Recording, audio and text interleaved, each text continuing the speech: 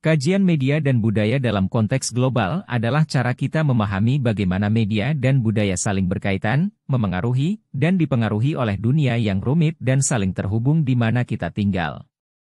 Ini adalah studi yang mengakui bahwa media dan budaya tidak terbatas oleh batasan negara atau wilayah tertentu, dan oleh karena itu, memerlukan perspektif global untuk memahami dampak dan dinamikanya.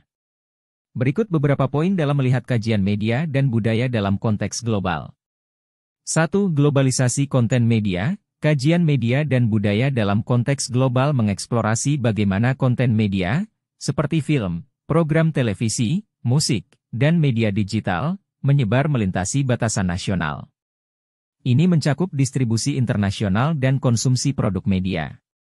2. Hibridisasi budaya. Globalisasi telah menyebabkan percampuran budaya dan munculnya bentuk budaya hibrida. Studi media dan budaya memeriksa bagaimana proses ini terjadi dan bagaimana budaya yang berbeda memengaruhi satu sama lain melalui pertukaran media global. 3. Kepemilikan media dan globalisasi. Kepemilikan konglomerat media seringkali bersifat lintas batas negara, dan perusahaan-perusahaan ini memiliki dampak signifikan pada konten dan jangkauan media. Bidang ini menyelidiki bagaimana kepemilikan media global memengaruhi representasi budaya dan pandangan dunia.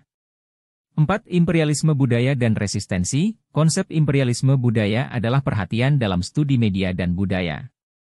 Ini membahas dominasi budaya barat atau budaya yang lebih kuat dalam lanskap media global dan potensi kehilangan keragaman budaya.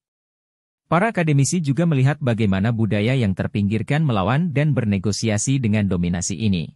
5. Audiens transnasional. Dalam konteks global, para akademisi mempertimbangkan bagaimana audiens di berbagai wilayah menerima, menafsirkan, dan merespons konten media dari seluruh dunia.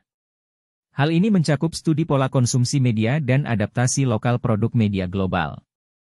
6. Dampak media terhadap persepsi dan sikap. Para peneliti memeriksa bagaimana representasi media internasional membentuk persepsi dan sikap masyarakat terhadap budaya, negara, dan isu-isu global. Media dapat memperkuat stereotip atau menantangnya.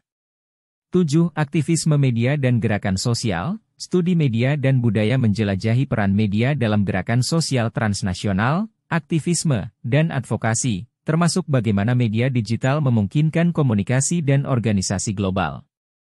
8. Media digital dan jaringan global. Meningkatnya internet dan media digital telah mempercepat penyebaran informasi dan produk budaya secara global.